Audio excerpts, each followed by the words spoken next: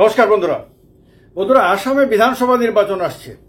আসামে বিধানসভা নির্বাচন পশ্চিমবঙ্গের সঙ্গেই আগামী 1 বছর পরে অনুষ্ঠিত হবে। আসামের যে বিধানসভা নির্বাচন আসছে কিভাবে বোঝা যাচ্ছে?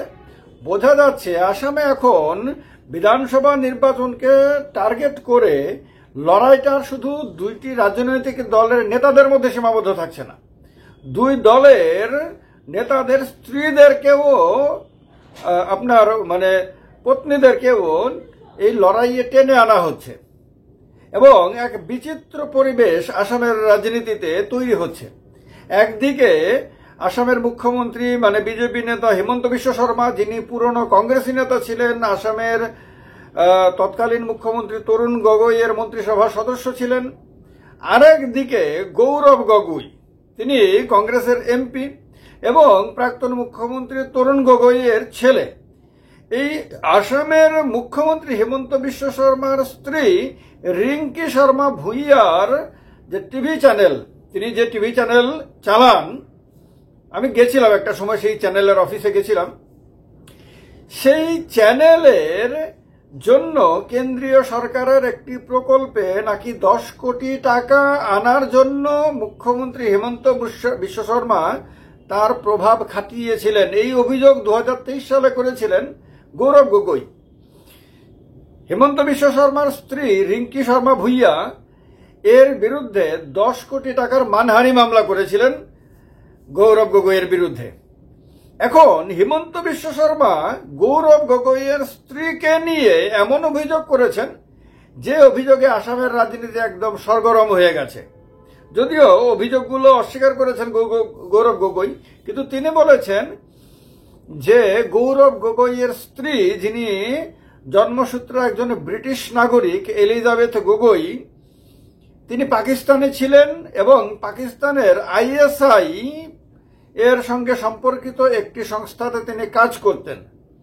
অর্থাৎ ঘুরিয়ে ফিরিয়ে বলে দিয়েছেন যে এলিজাবেথ গগৈয়ের সঙ্গে ISI এর সম্পর্ক রয়েছে। ISI এর সম্পর্কিত একটি সংস্থাতে কাজ করা মানে ISI এর সঙ্গে পরোক্ষভাবে সম্পর্ক থাকা। এই অভিযোগ করে দেওয়ার পরে আসামের রাজনীতি সরগরম এবং আসামের 1 বছর পরে যে বিধানসভা নির্বাচন অনুষ্ঠিত হবে তার আগে বুঝিয়ে দেওয়া হয়েছে দুজন নেতার তরফেই যে এবারের লড়াইটা প্রচন্ড হাড্ডাহাড্ডি হবে, প্রচন্ড কট্টর হবে, করা হবে এবং এবারে কেউই জমি ছেড়ে দিতে, এক বিন্দু জমি ছাড়তে রাজি থাকবেন না। ওই যে বলা মনে নয় যে বিনা যুদ্ধে নাহি দিব সূচ্যগ্র মেদিনী, সূচের আগা সমান জমিও যুদ্ধ ছাড়া দেব না। তো এইরকম একটা অবস্থা এখন আসামে কংগ্রেস এবং বিজেপির মধ্যে দেখা যাচ্ছে।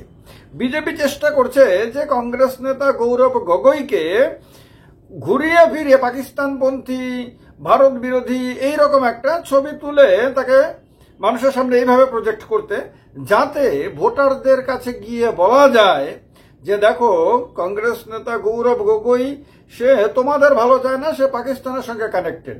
গৌরব গগৈ চেষ্টা শুরু করে দিয়েছেন যে হিমন্ত বিশ্ব শর্মা, যিনি বিজেপির এই মুহূর্তে আসামের সবচেয়ে শক্তিশালী চেহারা, সর্বানন্দ গগৈ সোনোয়ালকে সাইডে রেখে তাকে দুর্নীতিতে নিমজ্জিত ব্যক্তি হিসেবে তার ছবিটা তুলে ধরতে এবং যাতে বিজেপি মানুষের কাছে গিয়ে যখন দুর্নীতি বিরোধী কথা বলবে তখন যাতে কংগ্রেস এটা এস্টাবলিশ করতে পারে যে যে ব্যক্তিকে তোমরা সবার সামনে রেখেছ সেই ব্যক্তির বিরুদ্ধে তোমরা একটা সময়ে দুর্নীতির অভিযোগ তুলেছিলে এবং এখন বিভিন্ন দিক থেকে দুর্নীতির অভিযোগ আসছে, কথাগুলো যাতে বলতে পারে।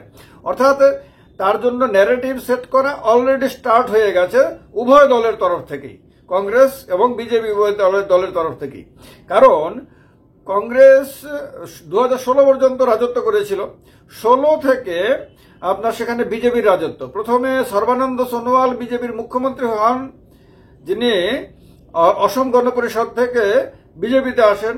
এরপরে আপনার 2021 সালে হিমন্ত বিশ্ব শর্মা আসামের মুখ্যমন্ত্রী হন, সর্বানন্দ সোনোয়ালের জায়গাটা নেন, তিনি এসেছিলেন কংগ্রেস থেকে। তো দুজন যারা প্রধান চেহারা বিজেপির আপনার আসামের মধ্যে, তারা উভয়ই কিন্তু বিজেপির বাইরের লোক, অন্য দল থেকে, একজন অসম গণ পরিষদ থেকে এসেছেন, একজন কংগ্রেস থেকে এসেছেন। গৌরব গগৈ তিনি সাধারণ পরিবারে জন্মগ্রহণ করেননি। তার পিতা আসামের মুখ্যমন্ত্রী ছিলেন, লম্বা সময় মুখ্যমন্ত্রিত্ব করেন এবং আসামে খুব পরিচিত চেহারা। তো গৌরব গগৈ যার কারণে তরুণ গগৈয়ের ছেলে হিসেবে এমনিতেই পরিচিতি পেয়ে যান। এখন গৌরব গগৈ কিন্তু পার্লামেন্টে বিভিন্ন ভাষণে সারা দেশের মানুষের দৃষ্টি আকৃষ্ট করেছেন।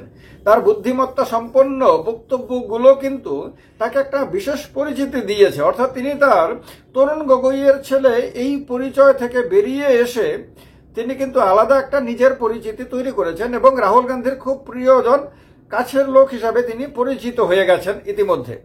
এবং আসামে তার একটা জনপ্রিয়তা রয়েছে এবং তিনি আগামী দিনে মুখ্যমন্ত্রী হিমন্ত বিশ্ব শর্মার বিরুদ্ধে কংগ্রেসের সবচেয়ে শক্তিশালী এবং সবচেয়ে বড় চেহারা হিসেবে উঠে এসেছেন অলরেডি এবং তিনি থাকবেন আগামী লড়াইয়ের মধ্যে। তিনি হিমন্ত বিশ্ব শর্মার বিপরীতে তিনি থাকবেন। এখন হিমন্ত বিশ্ব শর্মা বুঝতে পারছেন যে 10 বছর সরকার চালানোর ফলে বিজেপির বিরুদ্ধে একটা অ্যান্টি এস্টাবলিশমেন্ট একটা তৈরি হয়েছে। তো যেখানে যে দল যেখানে থাকুক না কেন, লম্বা সময় সরকারে থাকলে পরে সেই দলের বিরুদ্ধে একটা অ্যান্টি এস্টাবলিশমেন্ট তৈরি হয়। তো সেটা আসামেও তৈরি হয়েছে, কোনো সন্দেহ নাই। এইটাকে কাটিয়ে উঠতে হলে হিমন্ত বিশ্ব শর্মার কাছে বা বিজেপির কাছে একটা বড় অস্ত্র হলো যে কোনো মূল্যে কংগ্রেসের প্রধান চেহারার, প্রধান যে ফেস, প্রধান যে নেতা, তার ছবিটাকে কলঙ্কিত করে দেওয়া। তার কারণে কি করেছে আপনার হিমন্ত বিশ্ব শর্মা যে টুইট করেছিলেন, সেই টুইটের লেখা থেকে আমি মোটামুটি একটা ইংরেজি থেকে বাংলাতে বলছি আপনাদেরকে। তিনি অভিযোগ করেন 10 বছর আগে পাকিস্তানি হাই কমিশনার গৌরব গগৈয়ের সঙ্গে মিটিং করেছিলেন। তার মধ্যে 2015 সালে পাক হাই কমিশনার আব্দুল বাসিদ প্রথমবারের ফার্স্ট টাইম এমপি গৌরব গগৈকে আমন্ত্রণ করেন। ভারত এবং পাকিস্তান সম্পর্ক নিয়ে দুজনের মধ্যে আলোচনা হয়।